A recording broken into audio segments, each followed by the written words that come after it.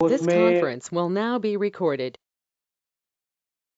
Last session में जो pending matter थे वो हम अब कंप्लीट करेंगे, और बिजी 3.7 जो कल रिलीज आया है उसको हम देखेंगे, उसमें क्या क्या फीचर्स एडिशनल आए हैं और उसमें हमको क्या क्या बेनिफिट होगा और उसको किस तरह से वर्क करेंगे। तो कल जो पेरोल हमने दिखाया था, पहले हम उस पे हम डिस्कस कर लेते हैं। तो अभी हमारा जो सेशन पेरोल के बारे में रहेगा, payroll register with overtime and CTC, columnar payroll register configuration कैसे करते हैं, बैंक एडवाइस एंड प्रिंट ये कैसे यूज करते हैं, पीएफ एंड ईएसआईसी का ई रिटर्न जो होता है वो किस तरह से फाइल करते हैं, ये भी हम एक देखेंगे। पे स्लिप की कॉन्फ़िगरेशन हम कैसे करते हैं, स्टैंडर्ड और एडवांस वो भी देखेंगे। और इसमें कुछ खास नहीं है, मैं शॉर्टकट में जाऊंगा, एक 15-20 मिनट में ये सारी चीजें फिनिश हो जाएंगी। और किसी एम्प्लॉय अगर रिजाइन देता है तो उसका फुल एंड फाइनल सेटलमेंट कैसे करते हैं। कल हमने पेरोल कॉन्फ़िगरेशन, सैलरी स्ट्रक्चर और टीडीएस डिडक्शन की शेड्यूलिंग, एडवांस एंड लोन की शेड्यूलिंग, ये सारी चीजें हमने देखी थी। इसके आगे ये जो पॉइंट आज हमने मेंशन किए हैं ये पेंडिंग थे, तो इस पॉइंट पे हम एक बार देखेंगे इसमें हम किस तरह से काम कर सकते हैं। और हम ये पॉइंट पे आते हैं सीधा। सबसे पहले हम ये देखेंगे, हमने यहाँ पे कुछ वाउचर्स डाल देते हैं पहले, जैसे लोन है या ओवर टाइम है, तो लोन के ये वाउचर हमने पहले भी डाले हुए हैं, उसी को हम, ये लोन अकाउंट है जो हमने कल एंट्री किया था, हमने यहाँ पे डाला है।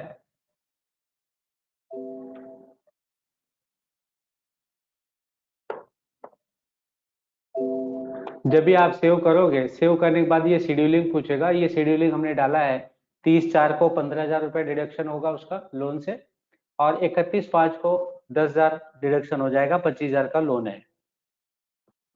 इसी तरह से हमने एडवांस का भी एक एंट्री दिखाया था, ये सारी एंट्री कल की है।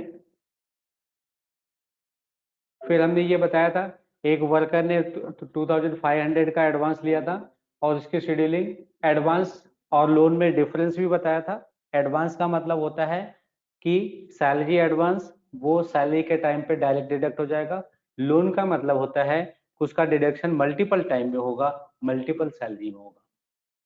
तो यहाँ पे हमने ये बताया था कि ये जो वर्कर का एडवांस है, यहाँ पे शेड्यूलिंग हमने डाल दी है, यहाँ पे हमने डाल दिया है 30/4 को ये डिडक्ट होगा।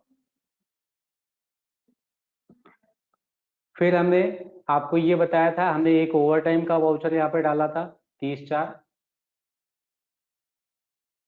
यहाँ पे ओवर टाइम, जैसे वर्कर है तो वर्कर के लिए ओवर टाइम का वाउचर हम डाल रहे हैं। फिर यहाँ पे आपको पूछेगा, यहाँ पे इंपॉर्टेंट पॉइंट ये रहता है कि आपका सैलरी डेट क्या है। जिस सैलरी डेट को आप यहाँ मेंशन करोगे उसी डेट में अगर सैलरी डालोगे तो ओवर टाइम ऑटोमेटिक पिकअप हो जाएगा और आपके पे स्लिप में भी प्रिंट हो जाएगा। डेट अगर आगे पीछे रहेगा तो प्रिंट में नहीं आएगा। ये इंपॉर्टेंट है कि जो सैलरी डेट यहाँ पे डाल रहे हैं उसी डेट में हम सैलरी प्रिपेयर करें। Number of days in a month ये नॉर्मल है। कभी कभी ये होता है कि जो हम सैलरी ओवर टाइम की देते हैं वो 100% ना दे के एक्स्ट्रा देते हैं, जैसे 125% या फिर 150%। तो इस तरह से अगर हम यूटिलाइज करना चाहते हैं तो हम यहाँ पे उसके अकॉर्डिंग परसेंटेज डाल देते हैं। अब 125% का मतलब ये हो गया, अगर वो 2 घंटे काम कर रहा है तो उसको 2.5 घंटे की सैलरी मिलेगी, अगर 4 घंटे काम कर रहा है तो 6 घंटे की सैलरी, सॉरी 4 घंटे काम कर रहा है तो 5 घंटे की सैलरी मिलेगी। अगर 150 है तो 150 का मतलब 4 घंटे कर रहा है तो 50% प्लस की सैलरी मिलेगी। तो हम 150 प्लस करके चलते हैं, बैंक ट्रांसफर ले लेते हैं। फिर हम यहाँ पे पिक एम्प्लॉय करते हैं। एम्प्लॉय जब भी पिक करेंगे इसमें वही एम्प्लॉय आएगा जिस वर्कर के लिए या जिस एम्प्लॉय के लिए ओवर टाइम अप्लीकेबल होगा। जिस एम्प्लॉय के लिए ओवर टाइम अप्लीकेबल नहीं है वो एम्प्लॉय यहाँ पे नहीं दिखेगा। जिसमें हमने ओवर टाइम इनेबल किया होगा जिस एम्प्लॉय मास्टर में वही लिस्ट में आएगा, बाकी के नहीं आएंगे। ये हमने टिक कर लिया और यहाँ पे हमने हावर्स में इसकी डाल दी 27 हावर्स इसने ओवर टाइम किया है। अब इसका टोटल सैलरी हो जाता है 2531। कितना उसने ओवर टाइम किया है। बाकी ओवर टाइम का मतलब ये होता है रेगुलर टाइम से एक्स्ट्रा टाइम जो एक्टिव वर्किंग होती है उसको ओवर टाइम बोलते हैं। अब हम सैलरी प्रिपेयर करते हैं।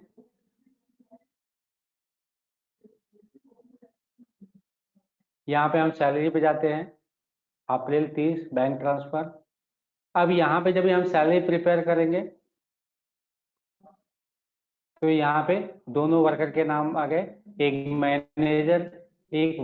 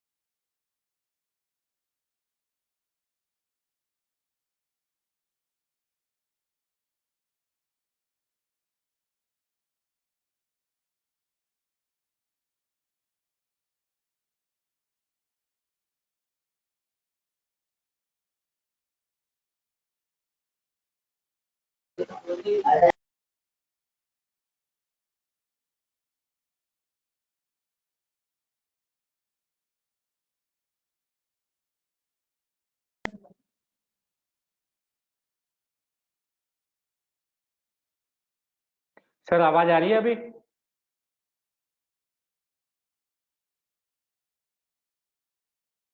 हेलो। ये सर आ रही है। ठीक है, बीच में इंटरनेट डिस्कनेक्ट हो गया था, आई थिंक इसकी वजह से नहीं आ रही थी। अभी हम डिस्कस ये कर रहे थे कि हमने दोनों वर्कर और मैनेजर दोनों की सैलरी प्रिपेयर कर दी है। यहाँ पे वर्कर के लिए हमने 1 डेज 1 एक दिन अनपेड डे डाल दिया और यहाँ पे मैनेजर के लिए ये डाल दिया। अगर यहाँ पे अगर आप देखेंगे तो ईएसआई कंपोनेंट मैनेजर के सैलरी में नहीं है, क्योंकि ईएसआई का कंपोनेंट हमने मैनेजर के सैलरी स्ट्रक्चर में टैग नहीं किया है। अगर टैग करते तो आता था, तो हमने टैग नहीं किया है। और यहाँ पे टीडीएस की जो शेड्यूलिंग हमने की थी 5925, ये यहाँ पे ऑटोमेटिक डिडक्ट हो रहा है। और जो हमने यहाँ पे 2500 वर्कर का जो एडवांस दिया था आप देखेंगे वो भी यहाँ पे डिडक्ट हो गया है। इसी तरीके से जो हमने मैनेजर को लोन दिया था, लोन में भी 15,000 ऑटोमेटिक डिडक्ट हो गया है। और बस हम इसको सेव कर देते हैं एक बार। जैसे ही सेव करेंगे तो यहाँ पे आप सैलरी का प्रिंट आउट ले सकते हैं दोनों का। ये पे स्लिप आ गया।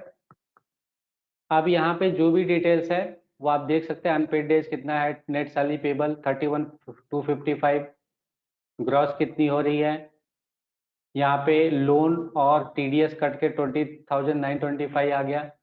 और अगर आप ये देखेंगे नीचे वाले में, तो नीचे वाले सैलरी में आपको ओवर टाइम भी यहाँ पे दिखेगा। जो ओवर टाइम हमने 2531 डाला था 27 आवर्स का, वो यहाँ पे दिखेगा, और जो इसकी नेट सैलरी पेबल होगी उसमें ऐड होके नेट पेबल कैलकुलेट हो जाएगा।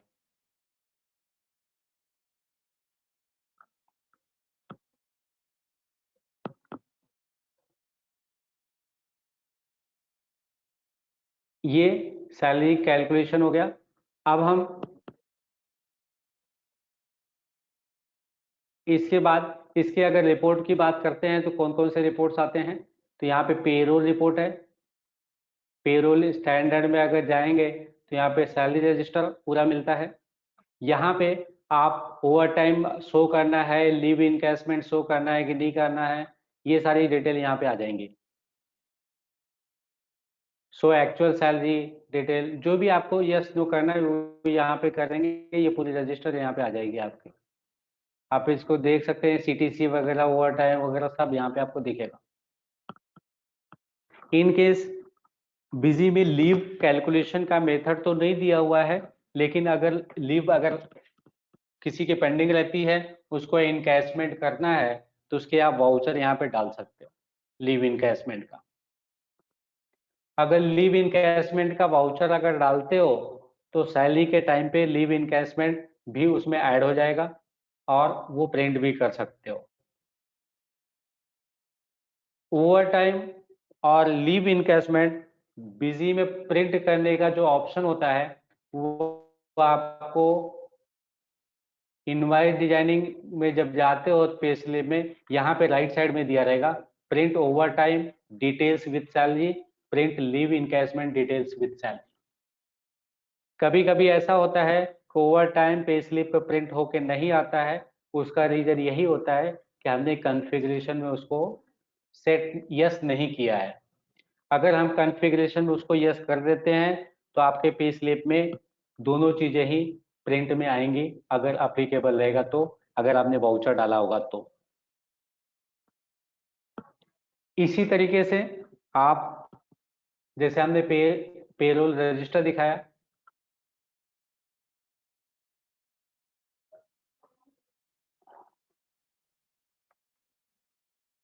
अगर आपको कॉलमनार रजिस्टर तैयार करना है आपके खुद के मेथड से, तो कॉलमनार रजिस्टर भी तैयार कर सकते हो। कॉलमनार रजिस्टर तैयार करने के लिए जो हमारे कॉन्फ़िगरेशन में कॉलमनार रिपोर्ट का ऑप्शन दिया हुआ है, वहां पे जाके डायरेक्ट कॉन्फ़िगर कर सकते हो पेरोल रजिस्टर। ये जो पेरोल रजिस्टर है, यहाँ पे जैसे भी आप कॉन्फ़िगर करोगे उसके अकॉर्डिंग वहां पे डिस्प्ले हो जाएगा। जैसे हम सेल्स और परचेज में कॉलमनार रजिस्टर कॉन्फ़िगर करते हैं, उसी तरह से पेरोल का भी कॉन्फ़िगरेशन कॉलमनार यहाँ से हम कर सकते हैं। इवन कि इसमें कस्टम कॉलम का भी ऑप्शन दिया हुआ है, आपको जैसा सुटेबिलिटी लगती है उसके अकॉर्डिंग आप यूटिलाइज कर सकते हैं। अब दो लोगों की हमने सैलरी बनाई है, तो यहाँ से एक तो एम्प्लॉय सैलरी स्ट्रक्चर आपको देखना है, तो यहाँ पे एम्प्लॉय सैलरी स्ट्रक्चर भी आपको दिख जाएगा। जो भी हमने स्ट्रक्चर डिफाइन किया है वो यहाँ पे आपको दिख जाएगा, जो हमने सैलरी स्ट्रक्चर में डिफाइन किया हुआ है। आप देखेंगे तो ये चीज यहाँ से रिफ्लेक्ट होके आ रही है।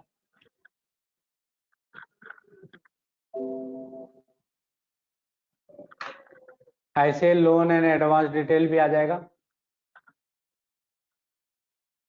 किसका क्या शेड्यूलिंग था और वो डिडक्ट हुआ कि नहीं हुआ, और डिडक्ट हुआ पार्सली अगर डिडक्ट हुआ तो वो कितना बैलेंस है, वो सारी चीजें यहाँ पे आ जाएंगी।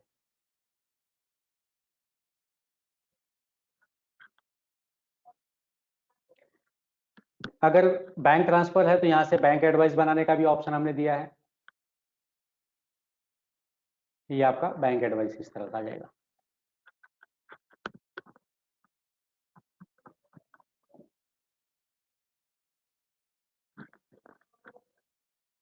अगर आपको पे स्लिप कॉन्फ़िगर करना है, तो जैसे हम डॉक्यूमेंट डिजाइनिंग करते हैं, सब आप लोगों को तो पता ही है, उसी तरीके से यहाँ से हम पे स्लिप भी कॉन्फ़िगर कर सकते हैं।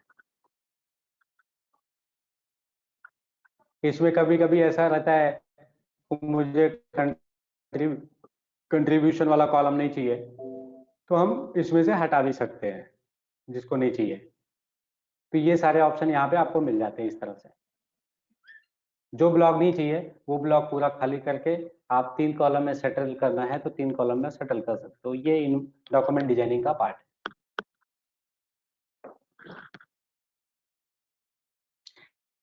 इस पे डिटेल में नहीं आएंगे क्योंकि इनवाइट डिजाइनिंग का पार्ट डॉक्यूमेंट डिजाइनिंग का चालू हो जाएगा। अब हम चलते हैं पीएफ और ईएसआईसी ई रिटर्न। बैंक एडवाइस जैसे हमने ये बताया, ये आ गया आपका, ये बैंक एडवाइस है।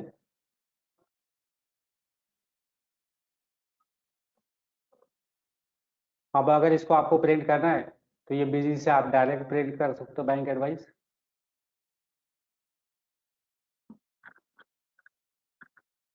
कौन से बैंक में देना है, बैंक अकाउंट नंबर हमने डाला नहीं है, नहीं तो बैंक अकाउंट नंबर भी आ जाता था यहाँ पे।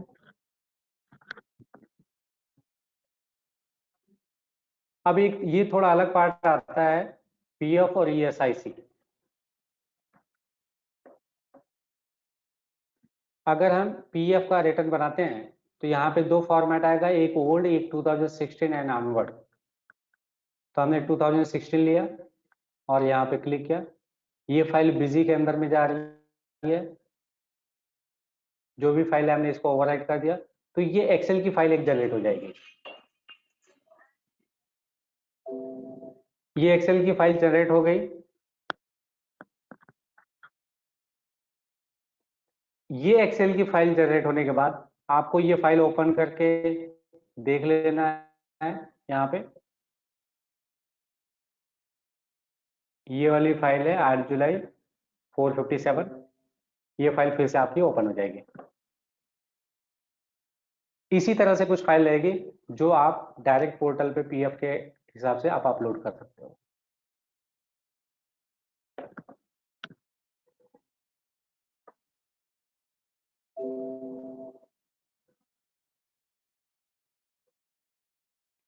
नेक्स्ट हम ये देखेंगे ईएसआई ई रिटर्न। ईएसआई ई रिटर्न अगर हम करते हैं तो सबसे पहले हमें टेम्पलेट डाउनलोड करना पड़ता है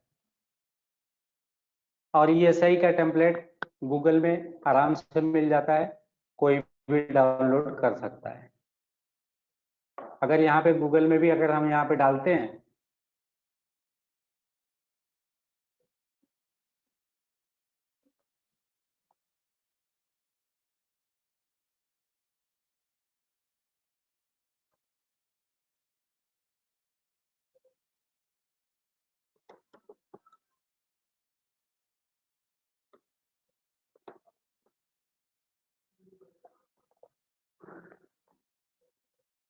तो यहाँ से आपको ईएसआई का रिटर्न डाउनलोड आप कर सकते हो। ये कुछ नहीं, एक एक्सेल की फाइल होती है, आप डायरेक्ट डाउनलोड के यहाँ से कर सकते हो। हमारे पास ऑलरेडी डाउनलोडेड है, हम उसी से देख लेते हैं।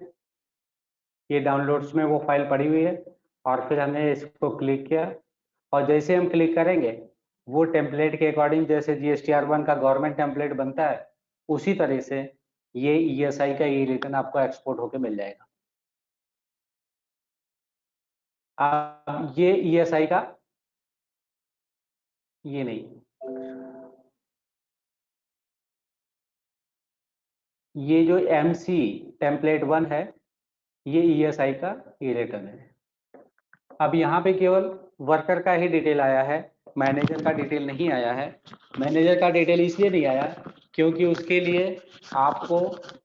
लिए ईएसआई अप्लीकेबल नहीं है। जिसके लिए ईएसआई अप्लीकेबल है उसके लिए यहाँ पे वो डिटेल पूरी फिलअप होके आ जाएगी।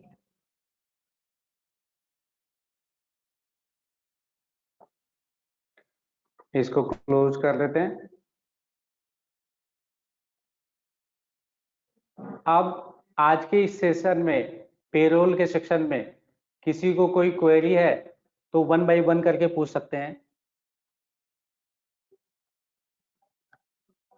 अभी अच्छा, इसमें हमने फुल एंड फाइनल सेटलमेंट नहीं बताया है, हम एक बार वो भी क्लियर कर देते हैं कैसे फुल एंड फाइनल सेटलमेंट करते हैं। सपोज जो हमारे पास यहाँ पे एक मैनेजर करके हमने एम्प्लॉय क्रिएट किया है, उनको रिजाइन देना है। तो वो एंट्री हम कैसे करेंगे, हम वो देख लेते हैं। हम एंट्री करते हैं यहाँ पे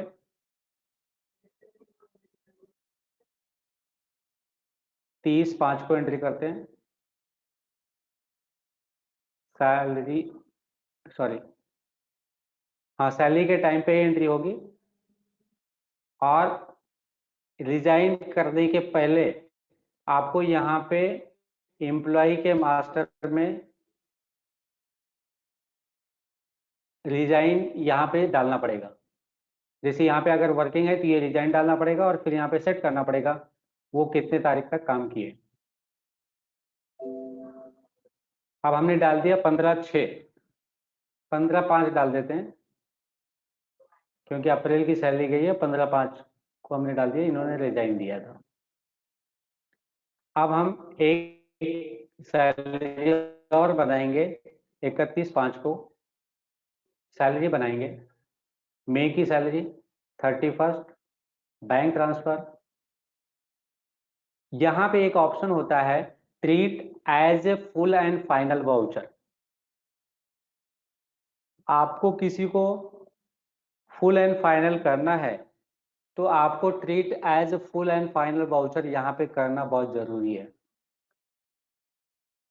फिर उसके बाद यहाँ पे हम वही एम्प्लॉय सिलेक्ट करेंगे जिस एम्प्लॉय का फुल एंड फाइनल जिसने रिजाइन दे दिया है। अब हम इनको 15 दिन की जो सैलरी है वो 15 दिन का यहाँ पे डाल देते हैं और उसके अकॉर्डिंग इनका ये फुल एंड फाइनल तैयार हो जाएगा। अब हम इसको सेव कर देते हैं, पे स्लिप प्रिंट कर देते हैं एक बार।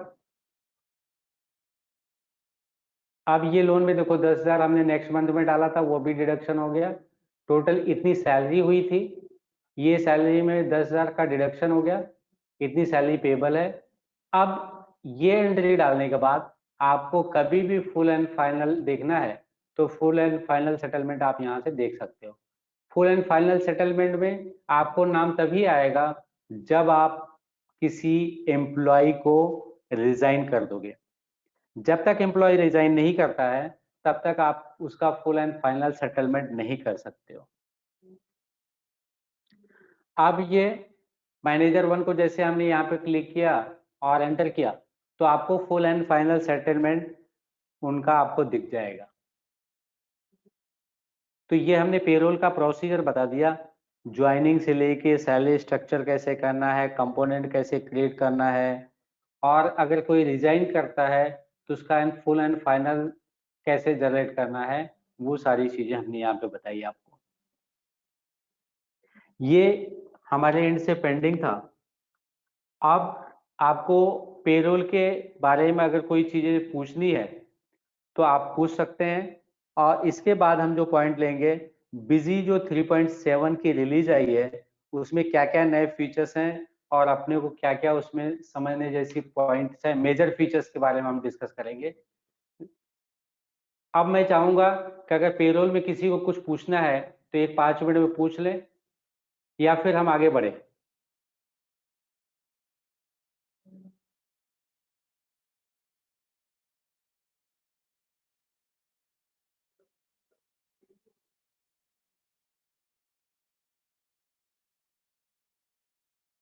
पंकज जी, मैं आपसे बाद में बात करता हूँ, ठीक है। अब हम नेक्स्ट फीचर पे चलते हैं, 3.7 के फीचर्स पे, और उसके बाद क्वेरी सेशन करेंगे अगर कुछ रहेगा तो। अब हम डिस्कस करते हैं 3.7 के फीचर्स पे। हम केवल अभी आज जो है मेजर मेजर जो फीचर्स हैं उस पे ही केवल डिस्कस करेंगे और बाकी के फीचर्स पे डिस्कस नहीं करेंगे।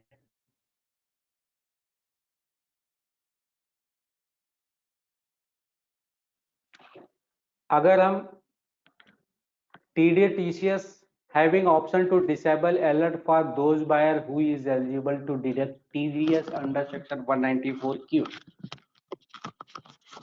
इसके पहले वाले रिलीज में बहुत लोगों को ये दिक्कत आई और आपको ये भी ये पता है TDS की प्रायोरिटी हमेशा TCS से फर्स्ट होती है। TDS deduction is most priority than TCS, और एक सिंगल ट्रांजैक्शन पे दोनों ही एलिजिबल नहीं होते हैं। अगर एक ही ट्रांजैक्शन पे दोनों एलिजिबल नहीं हो रहे हैं तो हमारे पास, अगर सामने वाले बायर का टर्नओवर रनिंग बिजनेस 50 लाख के ऊपर हो गया है, तो जैसे ही हम सेल बिल बनाते थे तो वहां पे TCS अप्लीकेबल हो जाता था और वो सेव नहीं करने देता था, ये अवॉइड नहीं करने देता था। तो इस तरह से जो हमारे पास ऑप्शन था, तो हमने उस पॉइंट को डिसेबल करने के लिए एक अलग ऑप्शन दे दिया है, जो आप पार्टी के मास्टर में डिसेबल कर सकते हो।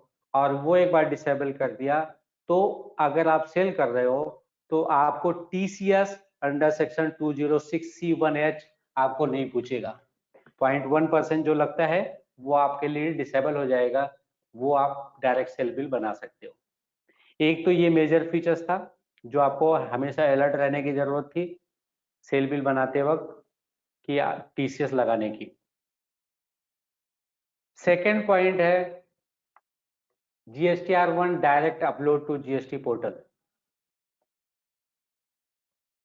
इसमें प्रैक्टिकल जैसे कुछ देखने वाला पॉइंट नहीं है, जस्ट एक फीचर्स है। GSTR1 direct upload to GST portal. पहले जैसे हम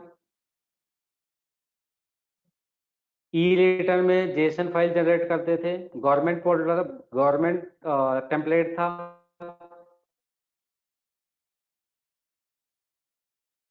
प्लेन एक्सेल था और CSV फाइल थी। अब यहाँ पे डायरेक्ट पोर्टल पे अपलोड करने का भी एक नया ऑप्शन आ गया है, जिससे आप डायरेक्ट GSTR1 डायरेक्ट अपलोड कर सकते हो। उसके लिए आपको GST का पोर्टल का यूजर आईडी और पासवर्ड आपको डालना पड़ेगा। अगर GST का पोर्टल का यूजर आईडी और पासवर्ड डाला हुआ है, आप GST रिकंसिलिएशन कर रहे हैं, तो फिर आप GSTR1 डायरेक्ट GST पोर्टल पे अपलोड कर सकते हैं। ये 3.7 का न्यू फीचर्स है। नेक्स्ट है as per GSTR1 new format, service item UKC direct take care by busy, no need to create a different item. ये एक बहुत बड़ा फीचर्स है। कुछ 15 दिन पहले हमने कस्टमर को या पार्टनर्स को हमने हमेशा यही बोला है, अगर मेजरमेंट ऑफ यूनिट सर्विस में और गुड्स में दोनों में अगर गलती से सेम सेम डाल दिया है, तो सर्विस के लिए जो है वो आइटम अलग क्रिएट कर लो। अब आज के सिनारियो में इस अब करने की जरूरत नहीं है। बिजी में डायरेक्ट ही ऑप्शन दे दिया है कि अगर वो सैक कोड रहेगा तो उसका UQC डायरेक्ट नॉट एप्लीकेबल हो जाएगा GSTR1 में। हमें उसका ध्यान रखने की जरूरत नहीं है कि सर्विस का UQC नॉट एप्लीकेबल रखना है, क्योंकि सर्विस की UQC हमेशा नॉट एप्लीकेबल होती है। तो बिजी ने डायरेक्ट ही इंटरनली कर दिया कि आइटम सर्विस का है क्या, सर्विस का है, तो उसको GSTR1 में डायरेक्ट नॉट एप्लीकेबल कर दिया।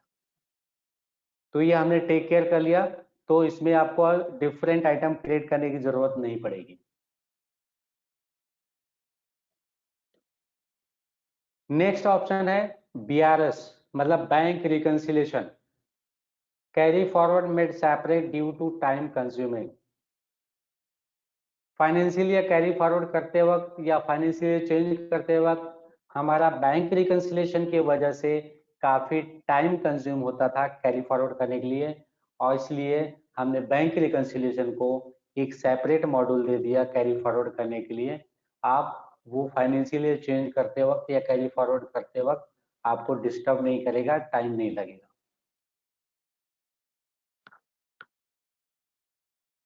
नेक्स्ट है फिक्स असेट एनेक्सर। एक ऑप्शन फिक्स एसेट एनेक्सर का है, इसमें मिल गया है। फिक्स एसेट एनेक्सर में आपको बैलेंस शीट फिक्स एसेट और बैलेंस शीट में फिक्स एसेट एनेक्सर और कैपिटल गुड्स एनेक्सर करके मिलेगा। उसमें सोल्ड और रिमूव विथ इन 180 डेज या विद इन 6 मंथ करके ऑप्शन आ जाएगा, और वहां से आप सोल्ड और रिमूव जो भी आपने किया है कैपिटल में या एसेट में, वो आपको एक रजिस्टर मिल जाएगा। और वो रजिस्टर अगर आपको टैग करना है वहां पे लाने के लिए तो आपको लेजर में F6 करके आपको उसको टैगिंग करनी पड़ेगी। ये कैपिटल है, असेट है, एसेट है तो परचेज असेट है या सोल्ड असेट है। ये मैं प्रैक्टिकल एक बार करके बता देता हूं। जैसे ये अकाउंट है तो यहाँ पे अगर हमने ये देखिए यहाँ पे जैसे आपने जनरल वाउचर मारा है, ये कंप्यूटर जो है ये फिक्स असेट का पार्ट है।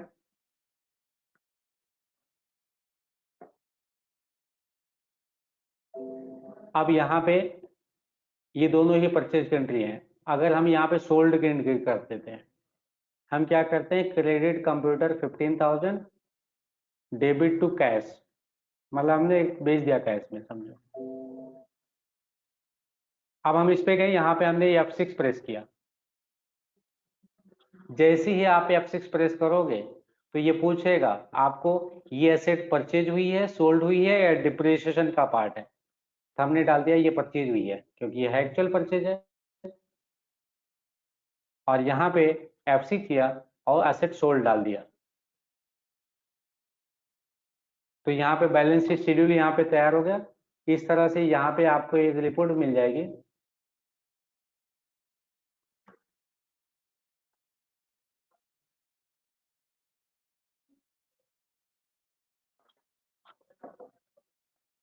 Computer addition 80,000 and remove sold 15,000 total. ये अगर आप डिप्रिसिएशन डालते हो तो डिप्रिसिएशन भी यहाँ पे राइट साइड में आ जाएगा और फिर नेट वैल्यू भी आ जाएगी। आप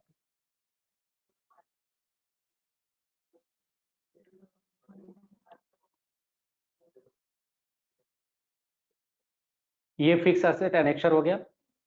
नेक्स्ट पॉइंट है, पहले हमने एक CCD कमांड करके दे दिया है, कमांड लाइन आर्गुमेंट है। कमांड लाइन आर्गुमेंट का मतलब ये होता है कि जो आप प्रोग्राम को रन करते हुए उसके पैरेलल पैरामीटर डाल के अगर कोई चीज रन करते हो तो उसको कमांड लाइन आर्गुमेंट, मतलब कमांड के पैरेलल ही रन हो रहा है, कमांड का ही आर्गुमेंट है। तो कमांड लाइन आर्गुमेंट में CCD दे दिया है।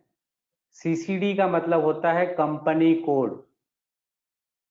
CCD command line argument to filter a company.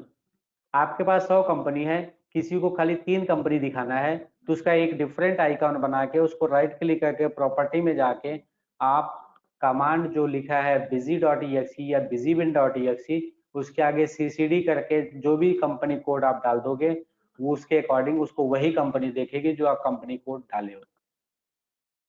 अगर आपको मल्टीपल कंपनी शो करवानी है तो each company code is separated by semicolon. तो आपके पास अगर 3 कंपनी है तो COMP0001 semicolon, COMP0002 semicolon, COMP0003 इस तरह से डालना है। नेक्स्ट एक छोटा सा ऑप्शन और भी दिया है, soft lock reactivation can be done directly without surrender. अगर सॉफ्ट लॉक की अभी एक्टिवेशन करनी है तो पहले सरेंडर करके ही एक्टिवेशन करना पड़ता था। अभी दोनों मॉड्यूल को कंबाइन करके एक्टिवेशन में ही डाल दिया। अगर हम रीएक्टिवेशन कर रहे हैं तो जब भी आप उसको रीएक्टिवेट करोगे तो वो अगर सरेंडर नहीं होगा तो पहले सरेंडर हो जाएगा और फिर रीएक्टिवेशन वाला मॉड्यूल उस पर अप्लाई हो जाएगा। तो ये 3.7 के मेजर फीचर्स थे। इसमें अगर किसी को भी कोई डाउट है तो पूछ सकते हैं। इसमें किसी को कोई किसी भी प्रकार का कोई मतलब ऐसा लग रहा है कि जो चीज समझने जैसा है मैं रिपीट करूं, या पेरोल में कोई चीज ऐसा लग रहा है जो रिपीट करने जैसा है?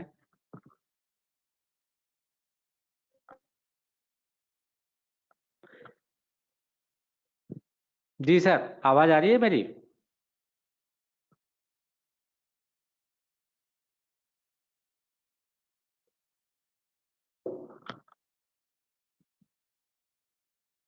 सर किसी की आवाज नहीं आ रही है।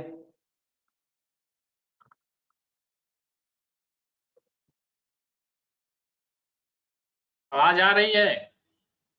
ठीक है सर, इसमें कुछ समझने की जरूरत नहीं है ना अभी, बस वही फीडबैक लेना है, या कोई चीज प्रैक्टिकल करनी है तो प्रैक्टिकल करके बता देते हैं।